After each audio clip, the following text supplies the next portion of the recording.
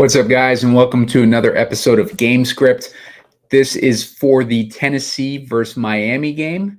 We are looking at a 46.5 point total with Miami as 13.5 point favorites. It's looking like another Miami blowout script, but on Gamescript, we like to look at all the angles, and I will cover even some Tennessee pull it out wins for the lineups that I build on today's show. And I'll get into that after this.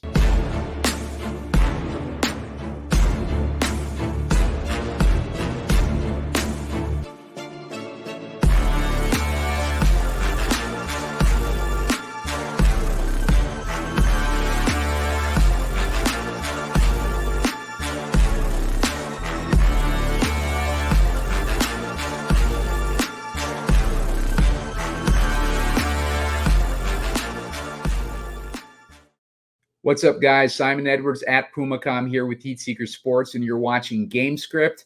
On this episode, I'm covering the Monday Night Football game. We have a doubleheader tonight, but I'm covering the Tennessee Titans versus the Miami Dolphins, looking at a 46.5 point total with Tennessee as 13.5 point dogs.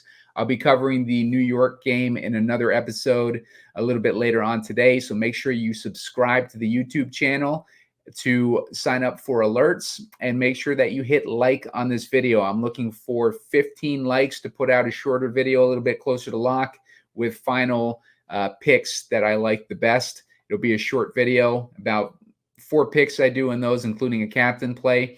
But for this episode, we're going to be looking at this game from all the angles. We've seen it happen numerous times recently where we go into these shows thinking that one team is a complete no-brainer over another team, and it's going to be a complete blowout, and it ends up being a total upset. So anything is on the table in these island games, and especially in a night like tonight where we got 2 of these games going on. It'll be fun to build a Tennessee Titans build in this episode. But before I get into that, we'll cover all these players in the player pool, and I'll give you an idea of, who has some good matchups and who has the not so good matchups. The way I kind of envision this game going, the most likely way, I think, is for Miami to jump out to a massive lead in the first half of this game and then slow things down in the second half. The way that Miami has been playing, they have tended to do that. They take a big lead in the first half of the game, then they pump the brakes on the passing game in the second half of the game. That's where the runners take over. So, I mean, that's the most likely path to a game script for tonight. Tennessee, they are not a good team. They have a rookie quarterback who has not been very good apart from his first game. He is on the road again. They have not done well on the road, and things are just not looking good for Tennessee. There's very little weapons there. They have the worst offensive line in the league, and they just don't have anything going for them. On top of that, on the defensive side, they're missing Jeffrey Simmons, and they are just completely banged up. They don't have a way to stop this Miami team, and it's just going to be how do they slow the bleeding? Like, that's the most likely way that we're looking at this game tonight. But like I said, we've seen it happen numerous times lately. We'll come up with a scenario where Tennessee is able to pull one off. So Tyreek Hill, the obvious best captain option on the night. Tennessee is not good against the wideouts. They are allowing 15.2 DraftKings points a game to wideouts. They have been horrible. They've been a team that we've targeted all season against wideouts, and tonight should be no different. And Tyreek is the best receiver in the game right now, and it makes complete sense for us to focus our attention on Tyreek, especially in the captain. I just don't see, like a scenario where Tyreek fails tonight. But, that doesn't mean that we need to start him in the captain, but he is a good candidate for a captain, which is obvious. He's going to be expensive, though, at $18K. So $12K is about as high priced, I think, as guys get on these showdown slates, and Tyreek is priced right there. So Tua is another guy in a good matchup tonight. The Dolphins, the Titans are giving up, let's see, they're giving up 16.6 DraftKings points a game to the quarterback position. So not as good a matchup as Tyreek, but good nonetheless. I would imagine that they take a giant lead in the first half of this game. Tua obviously going to be heavily involved in that. Second half of the game is where it gets tricky, because that's where they massively are going to pump the brakes on Tua, and it's going to be a matter of how many points can they score in the first half is going to be how much of this passing game exposure we're going to want. And by exposure, I'm talking about these secondary players like Tua and Waddle, because Tyreek is going to get his. They're actively trying to get him to 2,000 yards, and they have 4 games left in the season. So we'll see how much work Tua, how many points he's able to get. But it's likely that they'll focus their attention on getting Tyreek those yards, which is not good for Waddle. Waddle has been getting 8 targets a game for the past few weeks, and he has one good game with 22.5 DraftKings points. Other than that, he scored about 10 DraftKings points. But Waddle is always dangerous, and he's always a weapon. So Tyreek, they're trying to get yards, not necessarily touchdowns. So maybe Tyreek, gets them the yards, and then Jalen Waddle comes in and scores the touchdowns. And then that would give us a path to having lineups without Tyreek in them. But I would think that the PPR points that Tyreek is going to rack up tonight is going to just be too much to overcome, fading him. So on the running side, we have Devon Achane, who's been on fire when he's healthy. He has, look at these ridiculous points that he scored. 54 points against Denver, 30 points in week 4, 25 in week 5, and then he got hurt for a half of the season. Then he comes back against Vegas, scores 1.5 points. I don't know if they had week 12 off or if he was hurt for that week, but nothing in week 12. But then he comes back week 13 with 25 DraftKings points. So Achane he's just a stud. They picked him up in the draft this year, and he's been a home run for them. And with Mostert is a 31-year-old running back. He's not getting any younger, and they want to pump the brakes on Mostert as the season grows long. They want Mostert healthy for the playoffs, and so open that door for Devon Achane to just have a monster game tonight, with getting all the work probably in that second half and a decent amount in that first half as well. Setting him up nicely as a captain alternative from Tyreek Hill, and giving us a nice running back play for the slate tonight. Derrick Henry, the only way that Henry will be relevant tonight is if they are able to stay in the game in the first half. But if Miami takes a giant lead in that first half, look for Tajay Spears to take over this game. But Derrick Henry is about as Gamescript dependent as they get.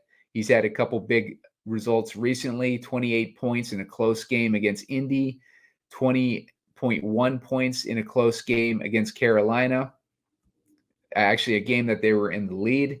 And then you look at the games where they are way behind. 34-14 they lost to Jacksonville. He only had 5 DraftKings points. 20-6 against Tampa Bay is what they lost, and he only had 3 DraftKings points in that game. So if the game is close, then Henry is relevant. If it's a blowout, then he's irrelevant. And the way that this game is shaping up, he's going to be irrelevant. But one way to get different when we're building those Tennessee builds is going to be a close game where Henry is relevant. But for the sake of the common build, don't expect Henry to be much value tonight in your lineups. Jalen Waddle, covered him. Mostert, covered him. Expect him to be heavily involved in the first half. His fantasy output's going to depend on whether or not those wide receivers are able to score before they get to the red zone. So Raheem Mostert, his fantasy dependency is going to be solely based on whether those wide receivers are able to score before they get to that goal line. With Will Levis, he had that one big week. This is an athletic quarterback, and he's got a big arm, but he struggles under pressure, and Miami is able to deliver pressure at a high rate. Their defense has been on fire since Jalen Ramsey has come back, and they have been probably a top 5 defense since Jalen Ramsey has come back. And so they are dangerous on offense, and they're dangerous on defense. So Will Levis, quarterback who's struggling against this defense, it is not looking good for Tennessee's ability to put up any sort of points, at least through the passing game in the first half of this game. Will Levis will likely be throwing from behind throughout most of this game, and that is going to set up Miami's defense for a big game as well. So DeAndre Hopkins. Hopkins is a guy who has plenty of matchups against Jalen Ramsey. When he played with Arizona, they played twice a year because Ramsey was playing for the Rams. And in those matchups, Hopkins, the most recent one, he scored 19.8 DraftKings points in the most recent matchup between those guys. 14 targets, 10 receptions, 98 yards, but no touchdown. But then after that, prior to that, 10.4 DraftKings points, 10.7 DraftKings points, 6.5 DraftKings points, and then he had one other good week where he scored 19.2 DraftKings points. And that's where Kyler Murray's throwing to him as opposed to Will Levis. But it's debatable on whether Kyler Murray is, like a top tier running quarterback, but he gets paid like one. But, if you want to make the case for Levis having a good night tonight, it's going to be a tough case to make. But Ramsey, Hopkins has had 2 games against Ramsey in his career against him. So, it's possible, but keep that in mind when you're building your lineups that Hopkins has not had a whole lot of success against Ramsey. Tyjae Spears is a guy that I expect to get plenty of work in this game. With the defense being as good as they are, you can expect probably plenty of dump offs because Levis is going to be under a lot of pressure. He's going to be looking to get rid of the ball. Levis also makes lots of mistakes and he throws deep. It's going to depend on how aggressive they get tonight, but I would see Tyjae Spears getting a lot of dump offs tonight, and he's been getting more work recently, and he gets majority of his work when the team is playing from behind or Henry has been taken out of the game script. So Tyjae Spears is interesting. He is expensive though, looking at 6,200. So keep that in mind. Dolphins D, 5,600. Just talked about them. They have 3 weeks in a row with double-digit points against Washington, the Jets, and Las Vegas, and this is another weak opponent. I would expect them to have a decent game tonight and keep them in your player pool. Sanders for Miami. I don't think Tennessee will be very good at stopping Miami tonight. So depending on if you're game scripting for, maybe in the second half when they're running the ball more, maybe they get in field goal position a little bit more. So maybe Sanders is in play tonight. So just keep that in mind. He has 3 straight games of double-digit points to coincide with that defense. So don't be afraid of playing Sanders along with the defense if you're looking for some salary relief. Nick Folk, I don't know how often the Titans will be in kicker distance, but he has had some big weeks, especially when they were actually contending up through week 6, but he has fallen off a cliff recently. But Folk has shown that he has upside, so maybe not necessarily a guy to shy away from, but he's a guy that's unlikely to hit tonight with the projected game script. Chig Okonkwo. Now, the Dolphins were giving up less points to the tight end earlier in the season. And when Jalen Ramsey came back, that they just shored up everything. And now they are one of the best defenses against the tight end position. And Chig Okonkwo has been very up and down, mainly down this year. I take that back. He hasn't really been up at all, but he's gotten a decent amount of targets since Levis started as the taking over the quarterback role. But he hasn't done anything really relevant with it because he's been dropping a lot. But if you look at his yardage, they're creeping up every week. But Chig depends on what your game script is tonight. If you're looking for a piece that fits and he's the only guy there, that's where I would start Chig Okonkwo.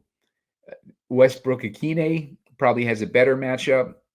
He has probably the best matchup in the slate with all the routes that he's running from the slot position, because that is the only real spot where Miami has shown vulnerability. They're giving up about 19 DraftKings points a game to the slot receivers, and Akine has, he's had some decent weeks this season, especially early in the season. Hasn't really done too much recently, but Akine is only 3,200 and he's got the best matchup. So keep that in mind. Titans D, not really interested there unless we're doing a Titans script. Jeff Wilson, not sure how much work he's going to get. He got 4 attempts last week. Maybe it's a situation where they want to work him more in the second half, but they got A-Chain that they're doing that with. Maybe they're trying to get A-Chain some more live reps. So Jeff Wilson, not sure what to think there. Maybe if there's a spot where we need him for salary relief, then he'll be interesting. Berrios, he's got the same situation as all these other receivers. Maybe if they pump the brakes on Tyreek and Waddle in the second half, maybe that's where Berrios would get a little bit interesting. Berrios is a good receiver, but he doesn't really have too much usage this season. But the slot receivers for Miami have a good matchup against Tennessee, who's given up 21 DraftKings points a game to the slot, and that is where Berrios runs the most of his routes. It's also a multi-headed beast in that slot receiver for Miami, unfortunately, because you got Cedric Wilson in there too. Cedric Wilson, he hasn't gotten a lot of targets these last 2 games. Not sure if he's been hurt or inactive, but he has not gotten targets the last few weeks, which works in Berrios' favor.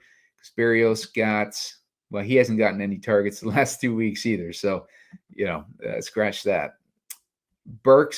Treylon Burks is interesting in that slot role as well. He did not get any work last week. He was in the game, but he did not get any targets. From what I was reading, he's not the sharpest tool in the shed, and it was a situation last week where he came back from a multi-week injury and he wasn't caught up on the playbook, and he takes a little while to catch on to things. But Treylon Burks, we've seen his upside in the past, and with his amount of work that he does in the slot, I would say Treylon Burks is interesting tonight, especially at 2,200. He might be the only Titan that does anything tonight. So Treylon Burks might go overlooked tonight, and he is cheap at 2,200. Smythe, not really interested there. Covered CJ Wilson. Oh, Chris Moore is another slot guy for the Titans. He got 1 target only last week, but he's another slot guy to keep in mind when you're shuffling in those slot receivers for the Titans. Rivers Craycraft is the other slot receiver for Miami. He's the only one who got targets last week. So Craycraft is interesting at 1,400. He's cheaper than the other guys, even though he got the work last week. Phillips was a scratch last week, I believe. So not sure what his status is, but he's another one of these slot guys on the Tennessee side. And then you got guys like Robbie Chosen for 1,000. What's Chosen done lately? Got 2 targets in week 11. That's the last targets he got. So maybe pass on that one. All right. So Alec Ingold is another guy that might have some sort of interest in tonight if they do a little bit more in the second half. Ingold, he's been targeted several times throughout the season. So, he's a guy, if you're looking for a cheap guy, he's $200, and he has the potential to, put up a few fantasy points at least. So we at least have an option down there. Darrington Evans is another running back that they are just stacked with running backs. And, maybe he's a guy that gets work in that second half. But I would think that A-Chain and Wilson are the guys who are going to get the work for the Dolphins. Other than that, I don't really see too many other guys to go for. So let's start building this lineup. I'll build a chalky build first. We'll take a look at what the optimizer is giving us. Predictable, they are giving us Tyreek Hill and the captain. They also like Tua and A-Chain. Those are the guys that most people are going to be trying to jam into every lineup tonight. I think we can get different by swapping out Tua. Might be the best guy to try to get different, just based on the idea that he's only going to be playing a half. These guys also have Sanders in there, and they have two guys on Tennessee, which may be too many, honestly. They got Chig and they got Burks. So this is what, like a chalky, build is going to look like tonight. Take it or leave it. But that's a way that you can build lineups if you're just looking to have a sweat tonight. Now, I think to get a little bit different, I would probably, first of all, get rid of these scrubs.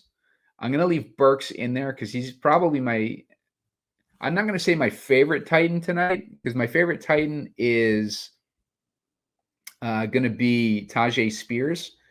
But Burks is probably the most interesting Titan tonight just because he's a wild card.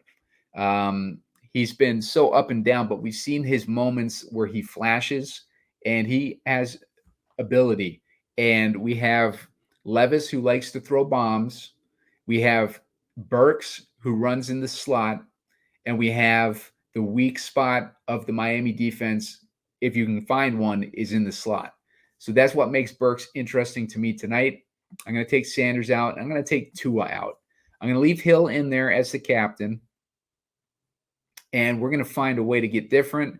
I'm going to put in Mostert in hopes that Mostert is racking up yardage in that first half and maybe scores a couple touchdowns to keep Tua out of that lineup. And Hill is racking up the PPR points. We love that. I'm going to put Spears in there. And that's going to leave us with 4,600. You know what? Instead of Spears, I'm going to put in that Dolphins defense because Levis is going to be mistake prone. He's going to be aggressive. So let's get that Dolphins defense in there. That leaves us with 5,200. We covered a little bit earlier. Sanders is a guy who can hit with that defense. So I would put Sanders in there, as opposed to other options, or just flip around in these options. You got Folk, you got Sanders, you got Chig, if you like that way that optimizer was telling you, and you got options. Titans D, you got all sorts of options if you leave that last spot. But there's an idea for building a lineup tonight. Now, if we think that the running backs are going to take this game over, let's put A-Chain in that captain.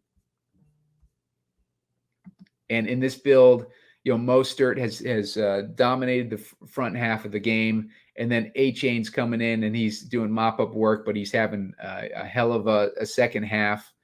Dolphins D has pretty much taken away the offense on the other side. We want Tyreek in there because he's raw points. You're not going to get better than Tyreek.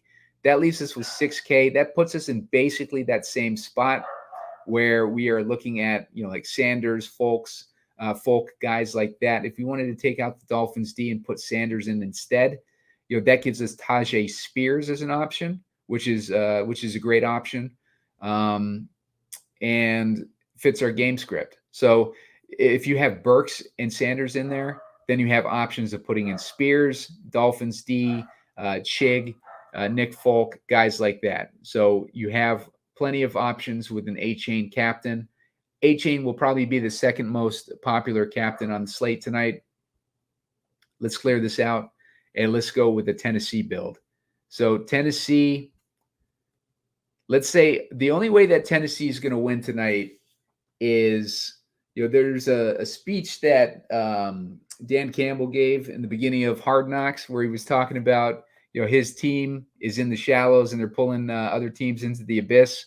Well, that's the only way that Derrick Henry survives, is if they are able to grab Miami in the shallow and pull them into the abyss.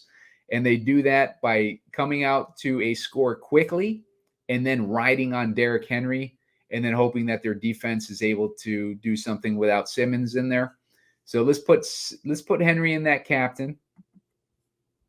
Let's say that the defense has gotten a couple turnovers.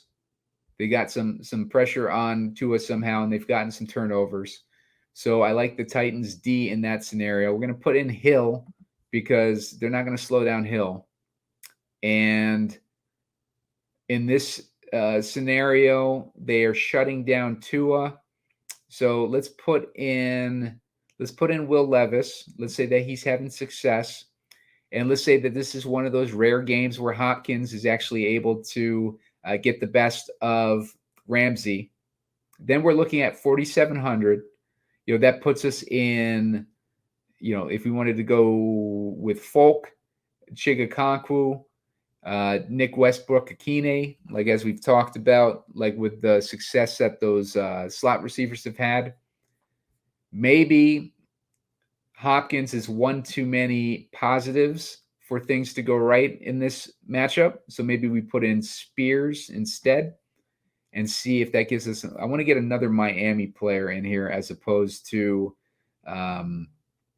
getting another 5-1 going on in the Titans side. So let's see. Spears is an option. Maybe we go with Westbrook-Akine.